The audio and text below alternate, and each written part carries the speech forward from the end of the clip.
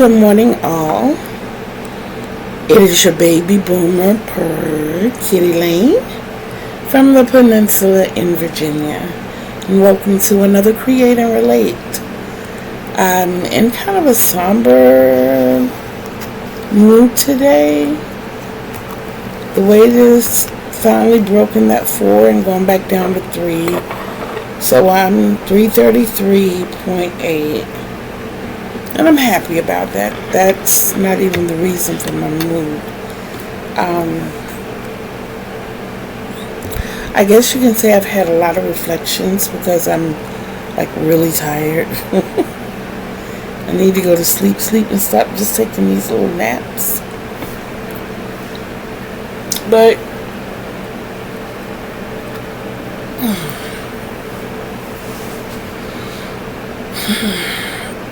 first of all, welcome to Create and Relate, if I did not say that.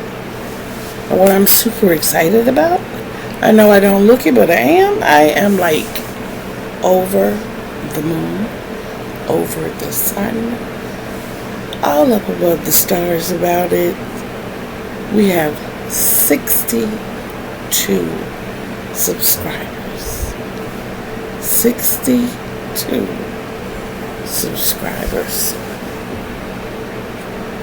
62, y'all.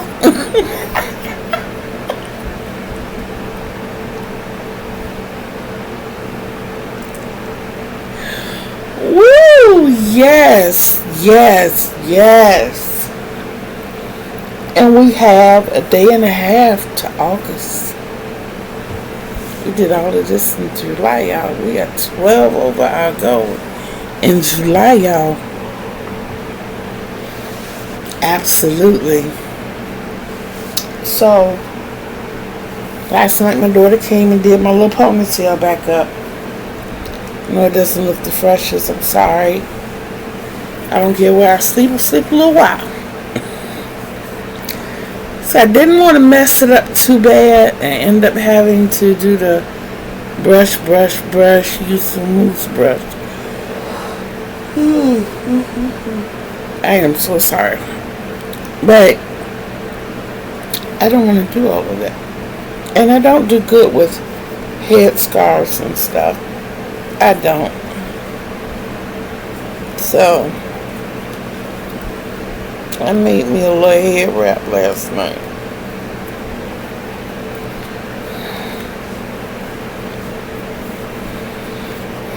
And I made it with the milk cotton that I got from Temu.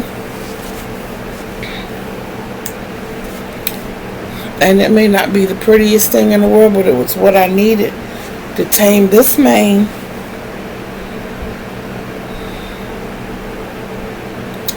So,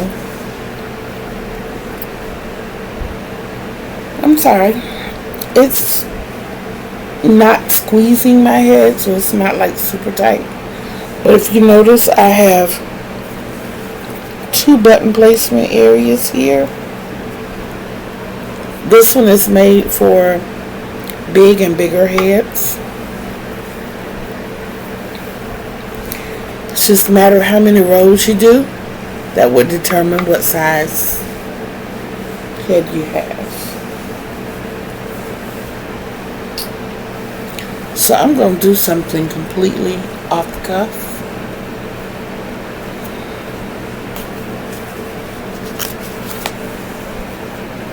I'm going to grab some more milk cotton here.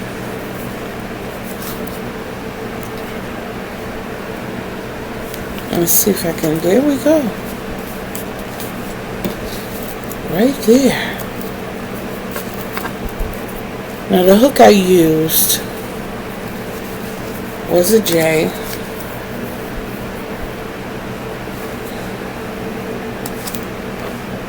I'm going to love my larger hooks. I did a shawl last night that I will show to you later on. I did the shawl with an N.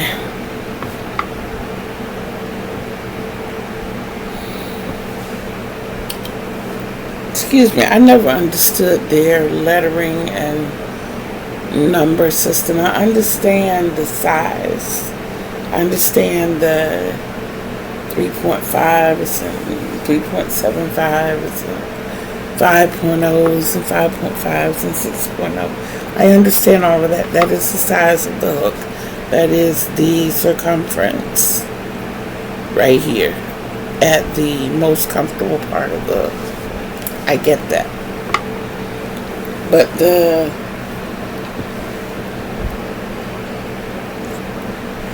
excuse me, A, B, C, D, E, F, G, H, I, J, K, L, M, N, O, P, P. I think P is the largest I've worked with. That part I don't understand.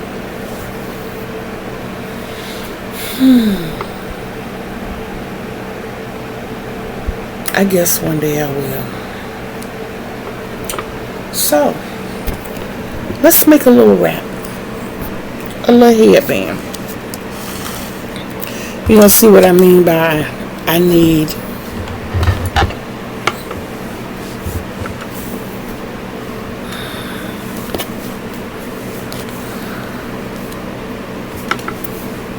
a different type camera, but we're going to make this work. So, most of everything I do, I start with my slip stitch. Even the magic rings, I use the slip stitch method. What I did last night is something I don't normally do, but it's been working here lately because I have been practicing. And it is creating the foundation row. So before we do anything, we're going to chain 2. Keep your chains kind of loose, but not like super loose, because you're going to be working in them. Another thing, I only do this to hold my yarn. I know some people do the wrap around the pinky or ring finger, and then they do so many wraps. No, that's too much for me. One thing in my teaching, I never teach a person how to hold their yarn or how to hold their hook. I have one young lady who literally crochets from her lap. And it amazes me. It absolutely amazes me that she does that. But it works for her. It works for her. So who am I to stop that progress? You know? So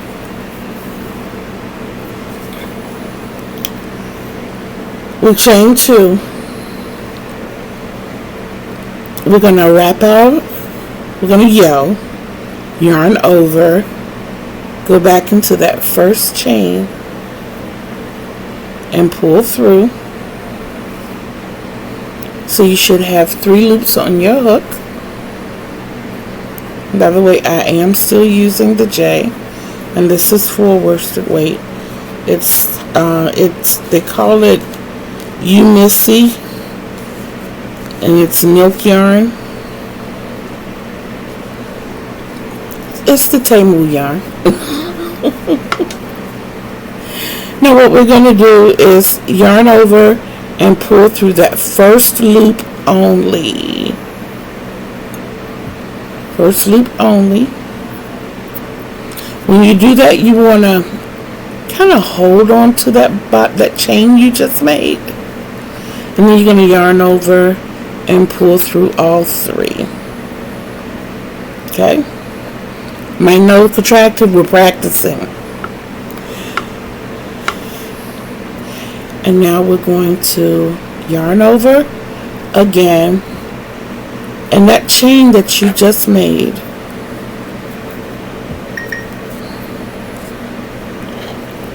ooh, I'm sleeping.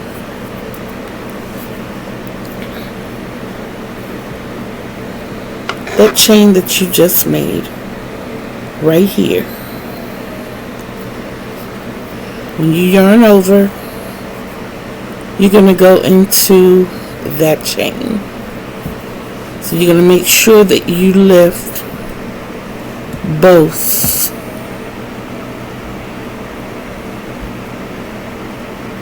1 and 2. You're going to lift both onto your hook. And you're going to yarn over and pull through that chain. So once again, we have 3 loops on our hook.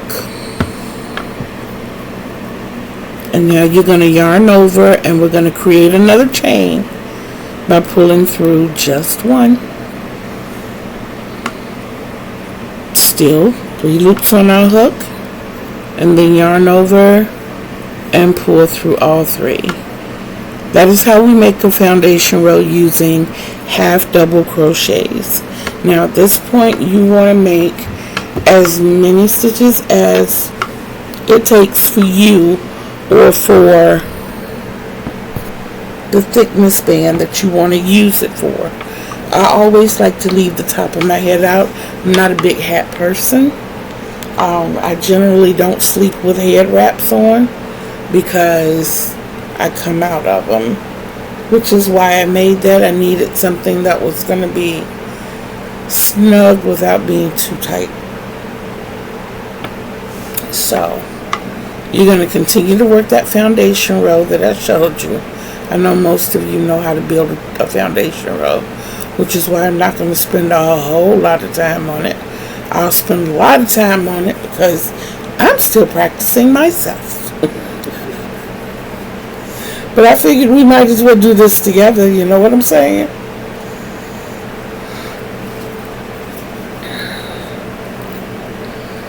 So I'm in kind of a somber mood.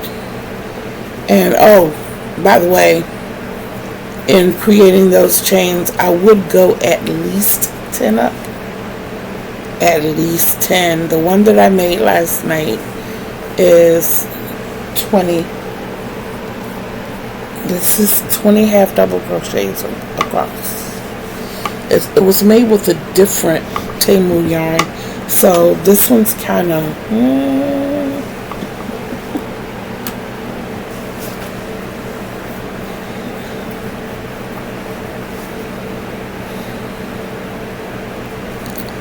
then I'm gonna make this one for, I don't know.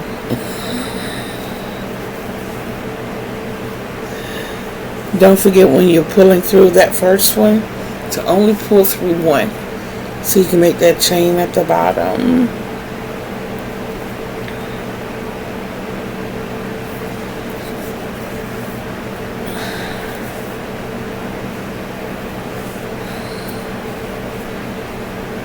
How that happened.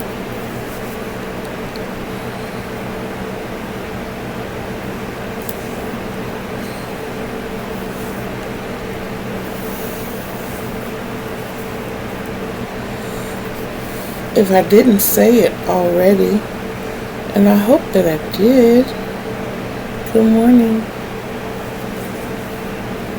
I had to have my coffee without you guys this morning because I didn't have, no. I didn't have coffee this morning, but I had to have my hot drink without you all. I actually had a cup of hot tea. Yeah. I didn't use the tea bag or anything. I used the already sweetened 4C tea with lemon flavoring. Yeah, I went pretty basic this morning. When it gets close to the end of the month, it's a bit of a struggle. But we make it.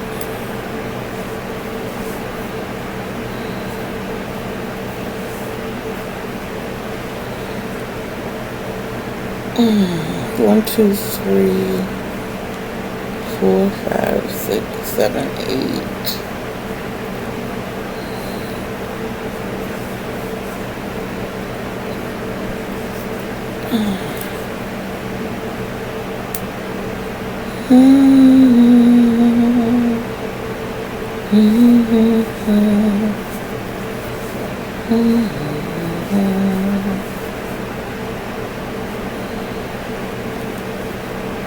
Y'all, I'm only doing 10 just for the purpose of filming you all. I will be frogging this, and I will be making it better. So when you get to the end of your row, yeah, I got one that looks kind of bulky here, but we're going to pretend it's not here because, like I said, I'm frogging it anyway. You chain one, which I generally don't like to do at the end of the row, but I found that doing the foundation row, it kind of helps you go back into the other, it kind of helps you go back into your next row. What I do when I chain one is that I pull it tight. I don't use chains to define my height of the stitch for the next row. Typically, you would chain 2, turn your work. I chain 1, pull it tight, and turn my work. That closes off that row. And then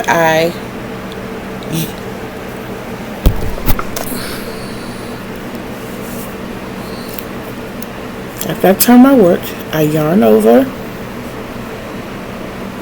go under that first V, pull through, 3 loops on my hook, 1, 2, and 3, yarn over and pull through all 3. Once again, that's my half double crochet, and that is all you're doing. You make as many rows as you want. If you want, you can use your tape measure and pre-measure your head. Or if you're making it for someone else, get them to pre-measure their head. Or if you've been making hats as long as I can, you can pretty much judge it.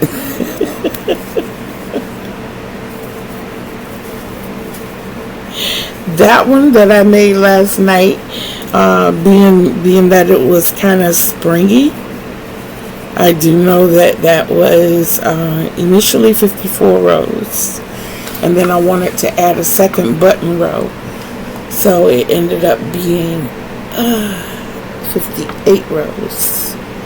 So for each row of buttons, I added 4 rows. So once again, when we get to the end of our row, I go ahead and work my tail up the side. So I bring it over my hook, hold on to my work, that little corner because it can get lost, yarn over and pull through what looks like 4 loops on your hook, but it's actually this tail that you brought over. Now I keep my tail on this side, and I chain 1, pull it tight, and see, my tail is already starting to work up the side. It's no longer at the bottom. It's up here now.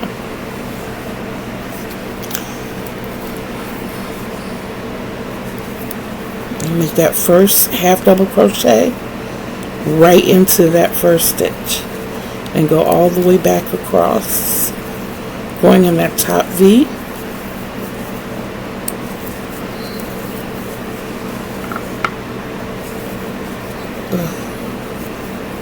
Got caught up in the yarn, made my hook go crazy. The yarn got caught on my table.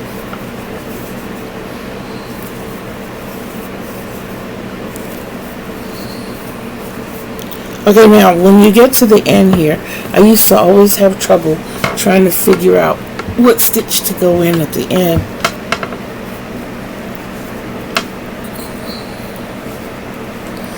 If you look at that stitch, you have a V here. That's not the V that we're using.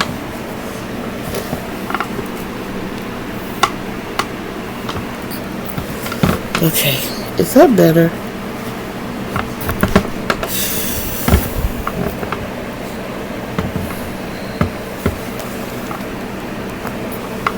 How about that?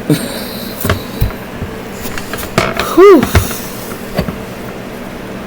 We have a V right here, close to us. It's not the V we're using. you kind of curve your work to the front, or pull it back to you rather. There's a V right there. That's the V that we're using, because that's actually the top of your half double crochet from the row before. Yarn over, and oh, I forgot my first yarn over. Oops. Pull through 3 on your hook, yarn over, pull through all 3, chain, pull tight. And we've already done 3 rows.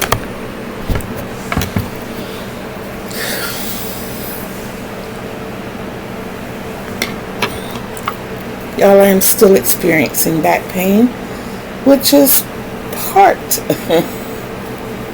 of the reason for the somber today. I was looking at more documentaries last night, to be honest with you. I'm going to have the full talk later. I decided to jump on this morning and do this with you all.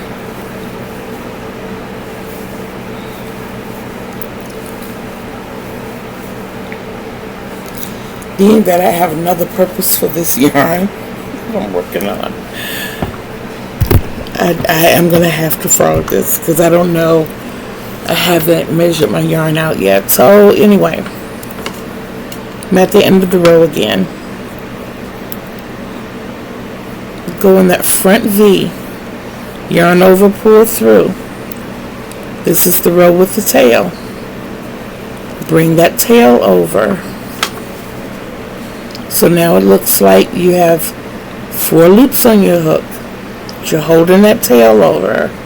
Yarn over, pull through all 4, chain, pull tight, turn your work. See how that tail is traveling up the side? Now what I'll do is bring it up one more time when I go to the end and come back, which will be row number 6 actually. And then as I turn to do row number 7, I'll start working it in this way. And that keeps me from having to snip, cut, anything. I'll show you. I'll stick with you that long.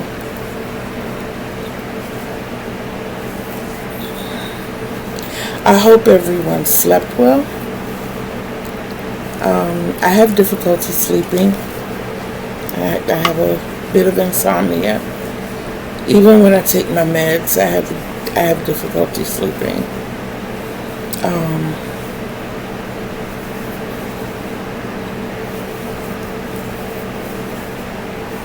I've been dealing with a lot more pain than normal. I do take my ibuprofen, but only once a day. It's the 800 milligram one. And I honestly think taking those, I'm not supposed to have any pains. But I do.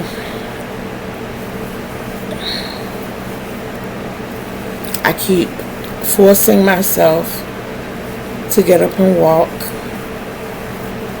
It is very painful.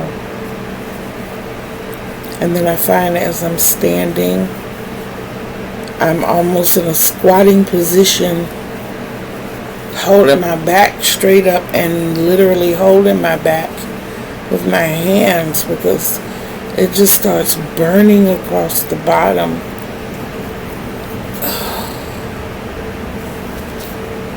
Okay, here we go again.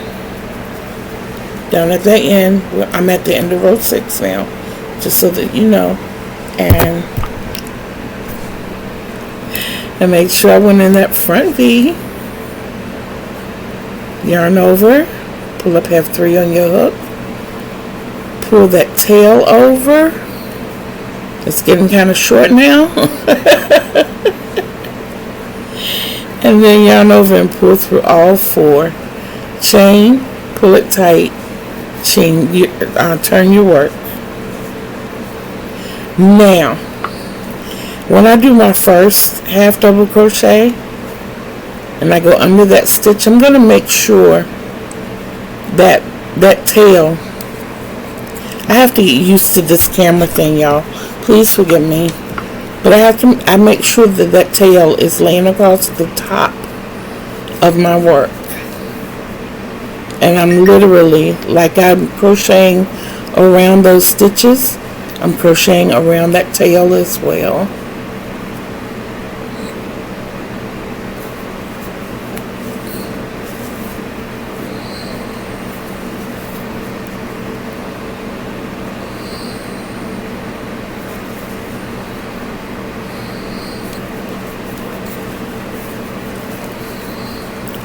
I've heard a lot of people complain about the Temu yarn, and if I had gone on the very first time I got some, I would probably feel not so great about it either. But these last two hauls that I got, the yarn has been exceptionally soft.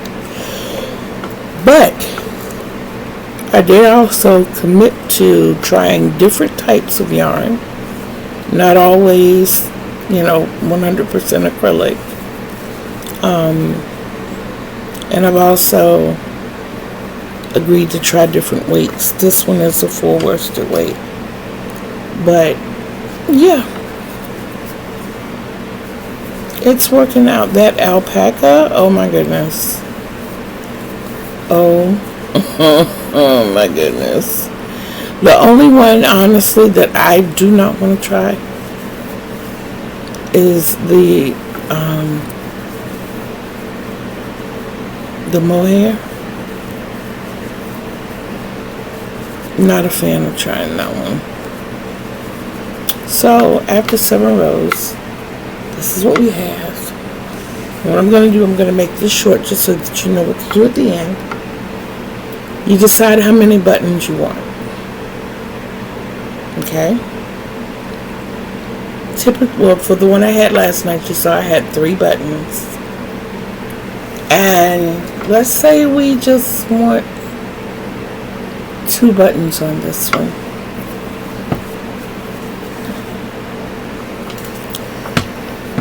Then I'm going to half double crochet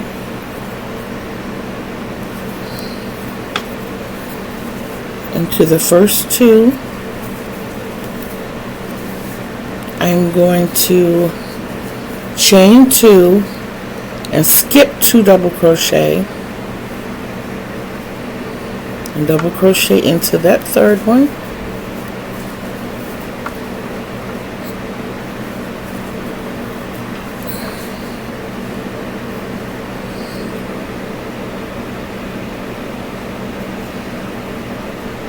Why do I feel like I missed one?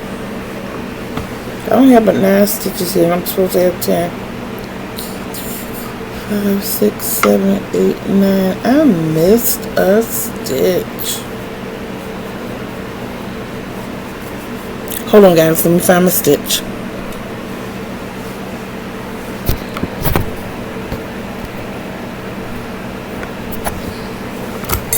You know what?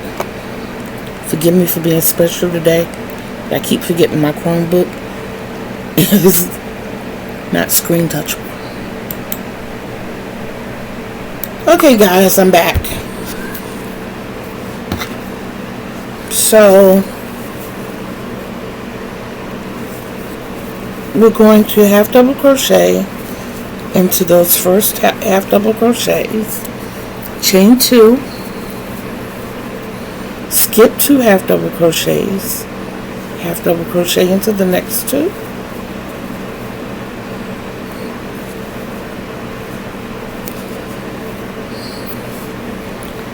still feel like I am missing a stitch,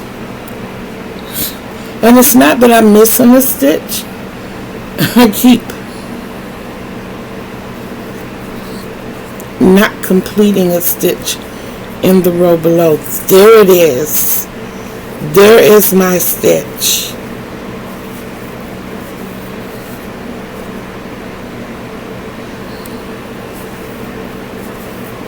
Okay. Whew. I worked hard for that one, y'all. So you better treat me right.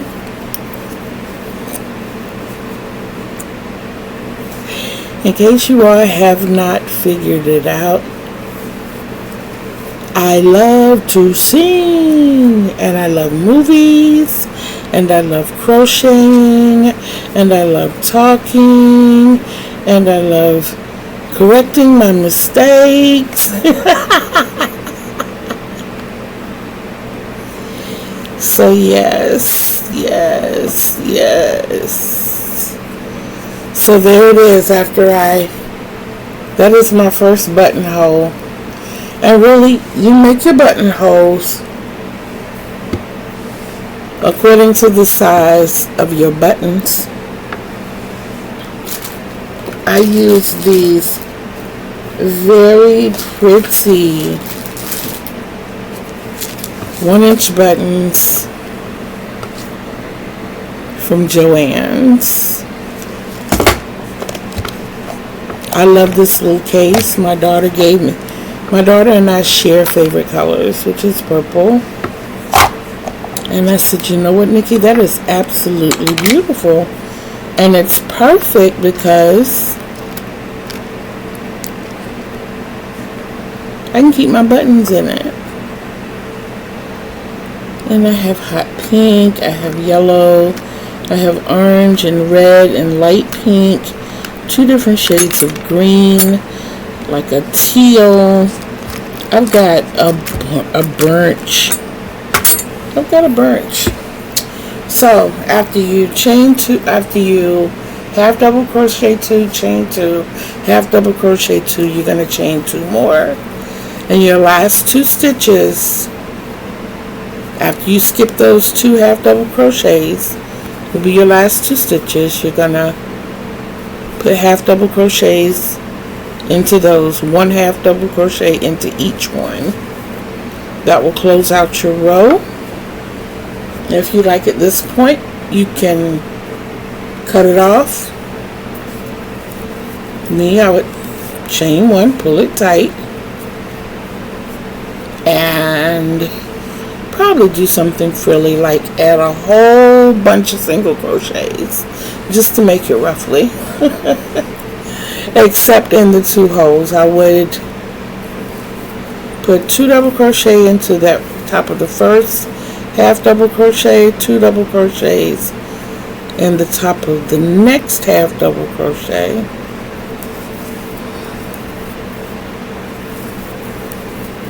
and then 2 double crochet period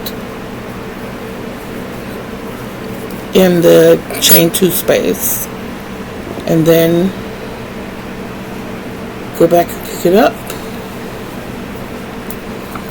Y'all, I use my fingertips, my fingernails, my toenails, my lips.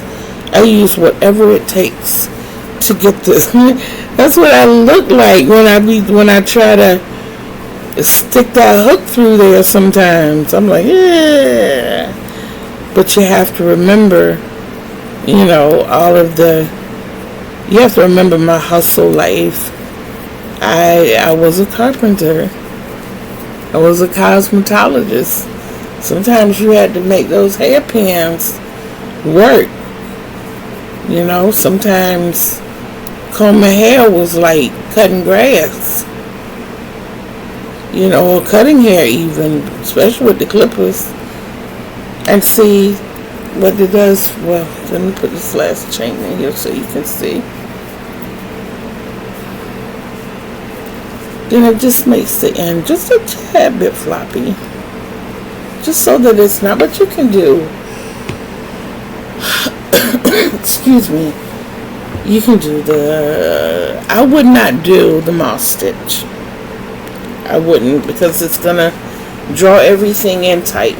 But if you want to make the kind of wrap that's kind of oval at the end, then I personally would I would build 4 stitches as my foundation chain, and put 2 half double crochet at the beginning of the next row, 2 at the end. So I would be increasing my rows by 2 until I got it as wide as I wanted. As you come to the end or decide it's as big as you want it to be, or approaching that within, say, 2.5 to 3 inches, then start your decreases, which would be the decrease double crochets at the beginning and at the end of each row until you get down to 4 half double crochets. And then, of course, tie your work off, snip it. Always leave you at least a 3-inch chain. Some people like it longer, but at least 3 inches. That will give you the room to thread your hook and work it through. Pass at least 3 times if you're weaving it in.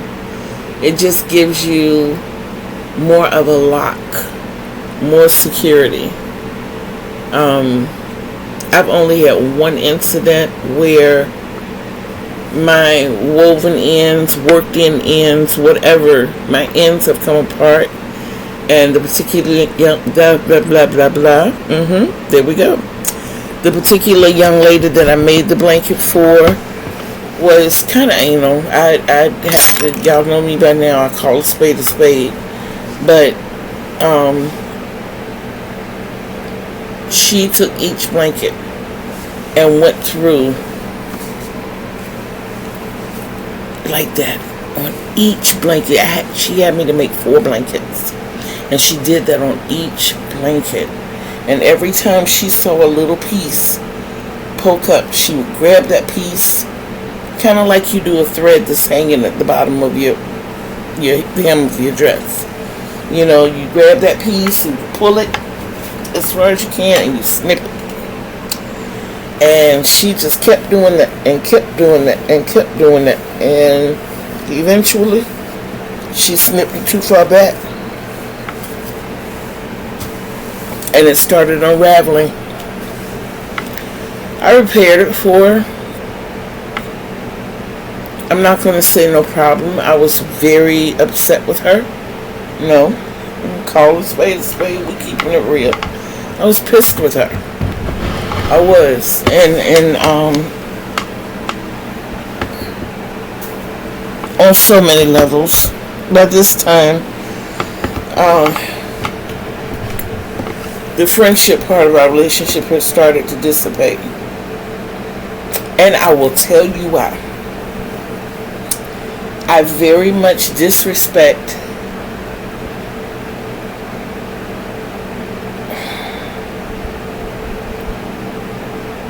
parents who show favoritism to their children.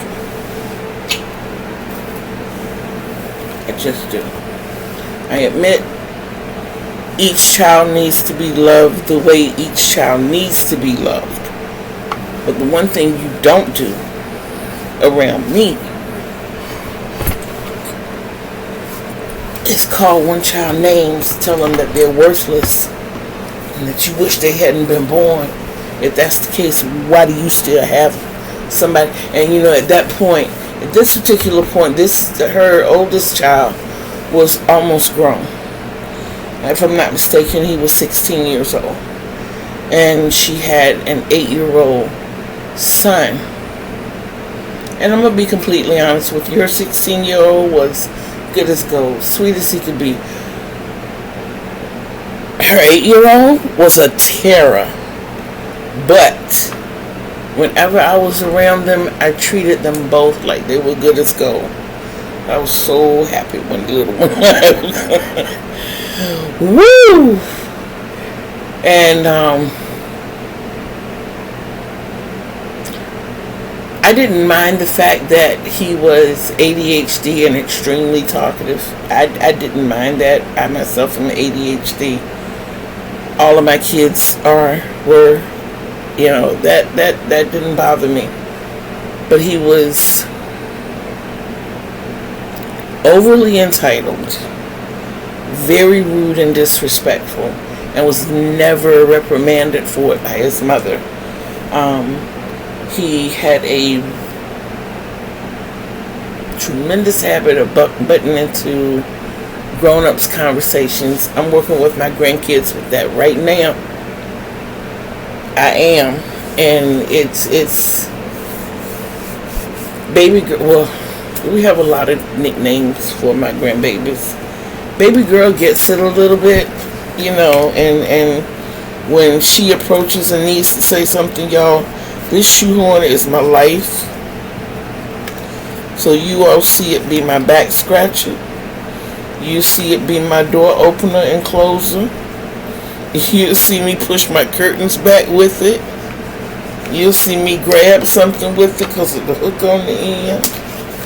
Yeah. I just don't walk with it because it's too flexible. It'll break. But yeah, baby girl gets it. She will come and she'll stand, and when she hears a break, she'll say, "Excuse me," and then she'll say something, and she tries to not include herself in the adult conversation. Little mister, on the other hand, if I were him, and my mom and and his mama were my mama, lips would be swole. He's missing one tooth, but he'd be missing a lot more. My mama would pop me in my mouth so hard. That's how we learned coming up. But being that there's so much violence out here, we'll do everything we can to teach them in a better way. We take toys away. We take TV away. We take playtime away. Nap gets extended. They have what we call assume the position. When your back is against the wall and you're kind of like in the chair. That's when you've done something like really, really, really bad, because that hurts your legs. But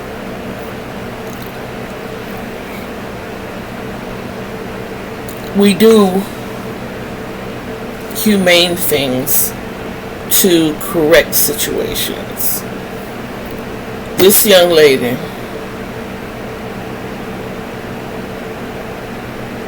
would demand that her oldest son did his chores, and then if the littlest one didn't feel like doing his chores, she would make the older one do his chores too. She would blatantly give the younger one, the oldest one, wanted a job before he turned 16, but he needed her to sign the work permit so he could go to work. She wouldn't do it.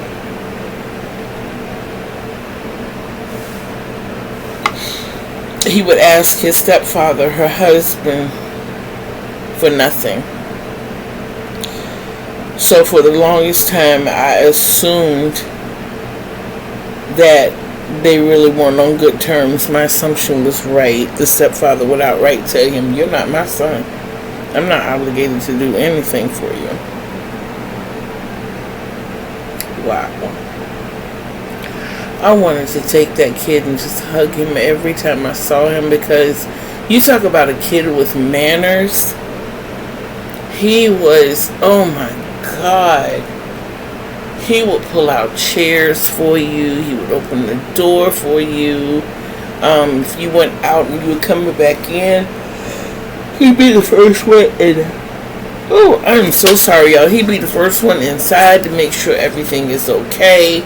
This young man was raised properly. I don't know which one did it, his mother or his father. Judging by what I was exposed to, I think it must have been his father. But she just, and I asked her about it because I could see that it hurt him for her to mistreat him like that. And she's like, he's 16, he'll get over it. What?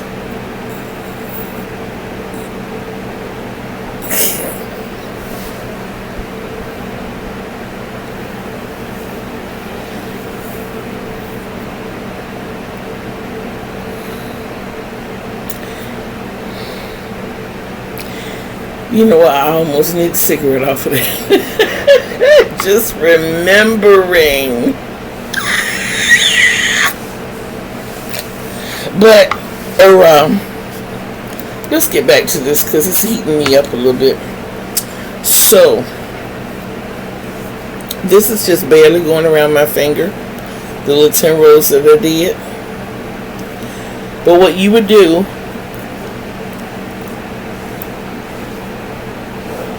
is your second row down. Determine which one you want to be your front and your back, and let that be your front and your back. If you do 2 buttons, put both buttons on the same side, please. If you decide to do like I did with the 20 stitch wide one, I had 3 buttons, and you put your buttons on just like you did your material. This was 2, 2, 2, 2, and 2. So my button would go actually 3 in, so it would be centered, and I'd crochet all the way across to to stitch number 7, and I would put a button, and then the last 3 half double crochets. So I would have holes,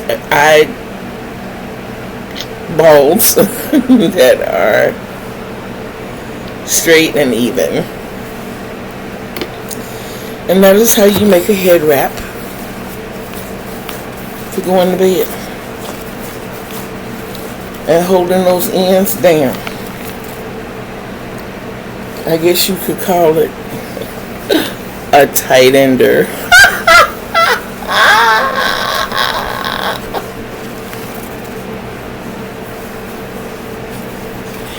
Woo, Lord have mercy. I tickle me sometimes. But yes, we will have a discussion later on this evening. I am actually still gathering statistics and information.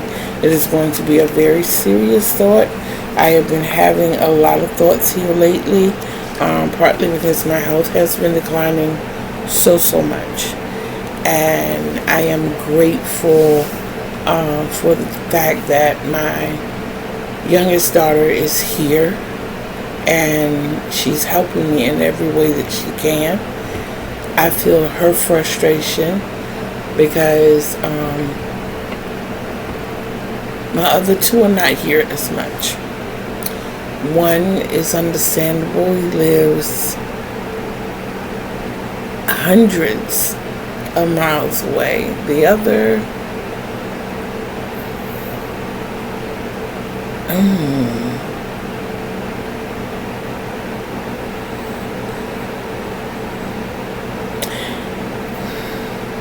the other one is close. The other one has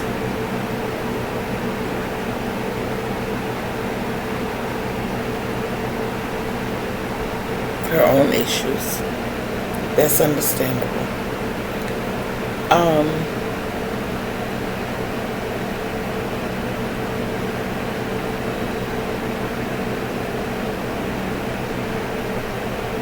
I don't know.